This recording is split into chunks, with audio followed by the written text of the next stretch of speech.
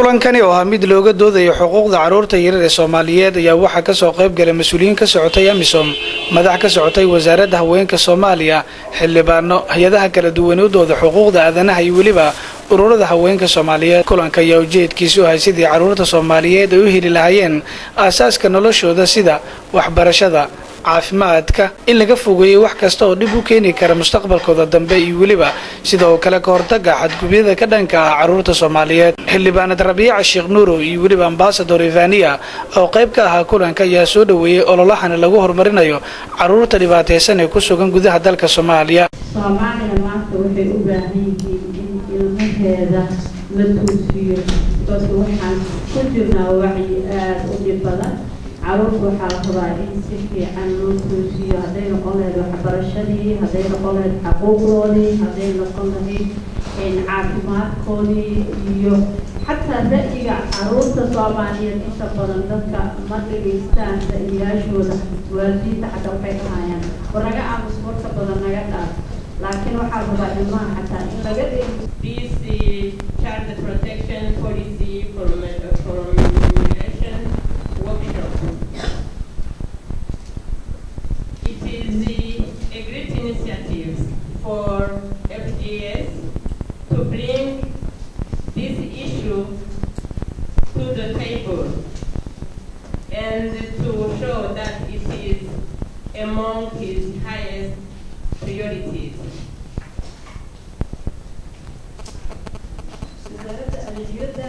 Excellency Khadija Miriye and Shibara Saftare, you Raman and Zolawada and when we meet Haimata in a Jogo, say I'm well no I'm hidden Kimale or I'm hidden Kima and go to Somalia, while I'm out and another way I am some in and mobile and jokes the no and Garsi to the Somalia.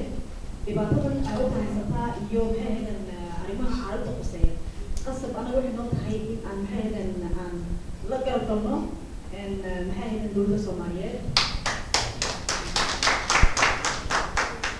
kulanka ayaa waxaa sidoo kale ka hadlay wasiiradda haweenka xukuumadda Soomaaliya Marwa Khadiijo, iyadoona sheegtay in mar walba ay ku dadaalayaan sidii carruurta Soomaaliyeed ay u gaari lahaayeen horumar ballaaran. baaqyada caalamiga ee ilaalinta xuquuqda aadanaha laga hadlayo xuquuqda aadanahana waa waxaan kala baxsanayn xuquuqda haweenka iyo xuquuqda carruurta iyo tan guud ahaan aadanaha waa wax isku soo noqon.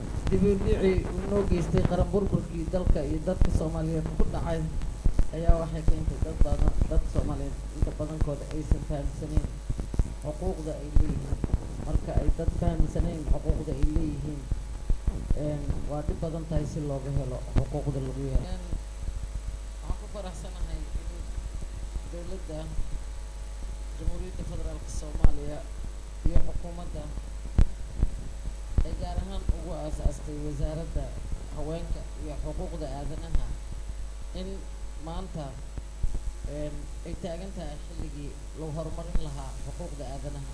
marka aan xuquuqda aadanaha leeyahayna